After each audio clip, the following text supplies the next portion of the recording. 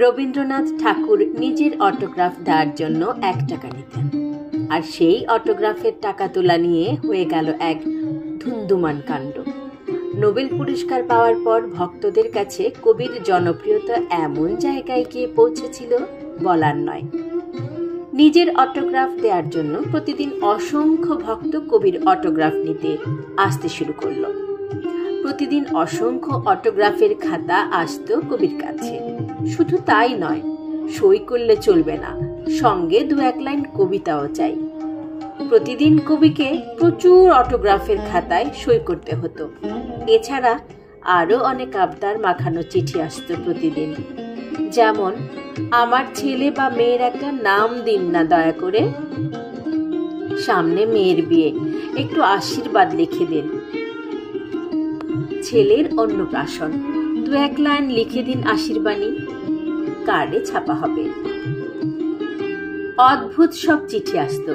কেউ একটা কবিতার বই ছাপিয়েছে, সেই কবি আবদার করে লিখছে, আপনি নোবেল কমিটির কাছে সুপারিশ করে একটা চিঠি লিখে দিন যাতে এই বছরের নোবেল প্রাইজটা আমি পেতে পারি। কবি এইসব পড়ে কাঁদবেন না হাসবেন ভেবে পেতেন না। একটা সময় ব্যাপারগুলো কবির কাছে অসহ্য হয়ে গেল।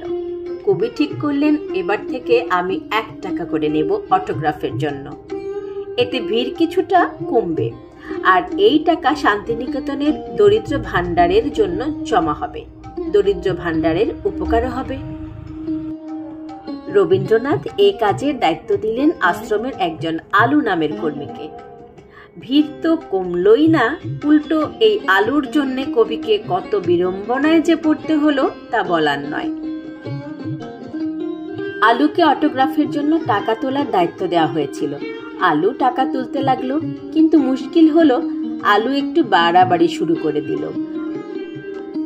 আলু শেষে আশ্রমের ছেলেমেয়েরা অটোগ্রাফের জন্য এলেও তাদের কাছ থেকেও টাকা নিত, এমনকি কবির পরিচিত মানুষদের কাছ থেকে অটোগ্রাফের জন্য টাকা নিত। কবি বললেন, আরে আলু করছো কি, ওদের কাছ থেকে টাকা নিচ্ছ কেন? আলু বলে, আপনিই তো নিয়ম করেছেন, আমি কি করব? শেষে কবি বললেন, থাক, অনেক হয়েছে বাবা, আর তোমাকে টাকা তুলতে হবে না, এবার থেকে অটোগ্রাফের জন্য কাউকে টাকা দিতে হবে না।